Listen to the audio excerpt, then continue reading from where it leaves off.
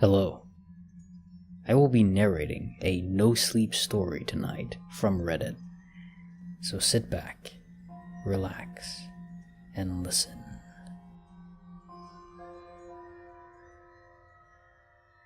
If the music stops, he is close. Well, you think you're all set. A few weeks ago, I saw an ad on Craigslist to house sit for a couple that lived about an hour away from my house. They lived in the country, as did I. It did seem a little strange that their house was in the middle of nowhere, and they wanted someone to watch their house. I wasn't going to question it though. They were offering $150 to watch their house for one night. As a young adult who just moved away from his parents, this sounded amazing to me. When I arrived at the house and talked to them, they seemed nice enough. They didn't act strange or flustered. They just said they wanted to get out of the house for a night. The man showed me around the large house, never telling me his name, leading me to the kitchen, saying that I could help myself to any of its contents. He also showed me to the room I was going to be sleeping in. The room contained a small TV and a very comfortable bed. I was actually looking forward to spending the night. Yes, sir. I think we're good to go. I watched his expression change to worry in an instant. Oh, son, there's one more thing, he said. Yes, sir? I asked. He motioned me back downstairs and led me to a strange box-shaped machine on a table in the living room. There was only 2 buttons on the box, green and red. He pushed the green button, and in an instant, music started to play. The music was just a 5-second loop of what sounded like basic stock music. It was just a few notes on guitar, with some drums in the background. If this music stops playing, it means that he's close, he said. Who is he? I asked, very concerned. His face changed back to a normal state, and then he smiled. Don't worry, you probably won't have to worry about that. But in the event that it does stop, go up to your room, turn the TV on, it'll be static. Once you have the TV on static, turn it up to the max volume, and pop these in. He handed me 2 foam earplugs.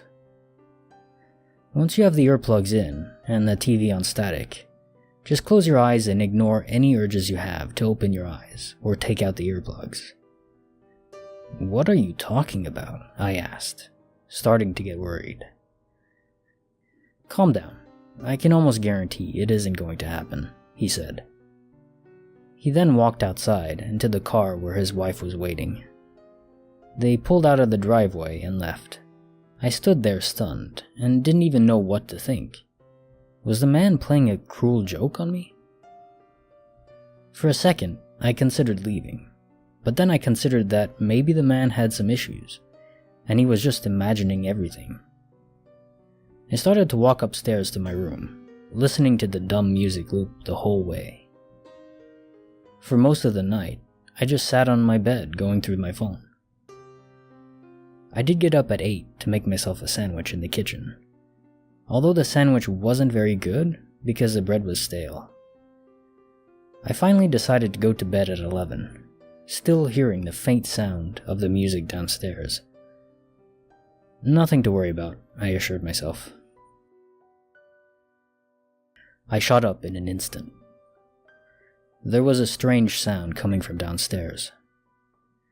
It took me a second before I realized it was the music, but the notes were randomly distorting and changing.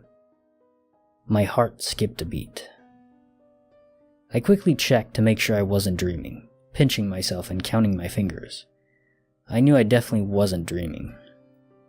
I grabbed my phone and checked the time. 2:41 a.m.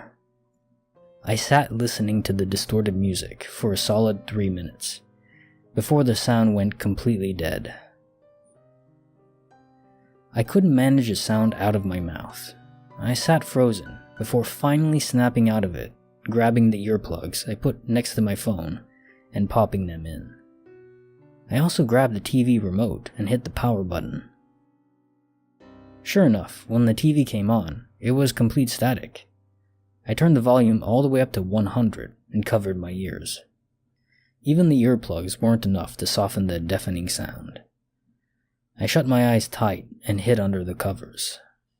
It felt like only a few minutes. In these few minutes, I felt a sharp pain on my left leg. I grabbed it and screamed with pain. At one point, I found myself almost about to pull out my earplugs, without even thinking about it.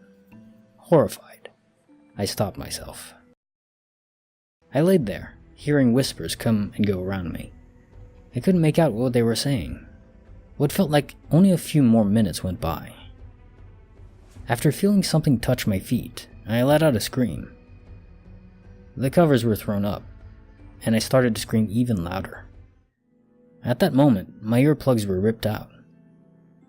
"Are you alright, son?" I heard someone say. I opened my eyes and looked up. The TV was off, and I saw the man standing next to me by the bed. "You must have had a bad dream," he said with a smile. Then I got up, grabbed my phone, and charged downstairs and out of the house. I noticed that the music was still playing as I ran out. I got in my car and started to pull out of the driveway, when I noticed a man standing in the doorway, holding money in his hand. At that point, I didn't care. I took off and didn't look back. Throughout that day, I started to accept that I must have been just dreaming the whole thing. I also should have taken the money that I earned and needed.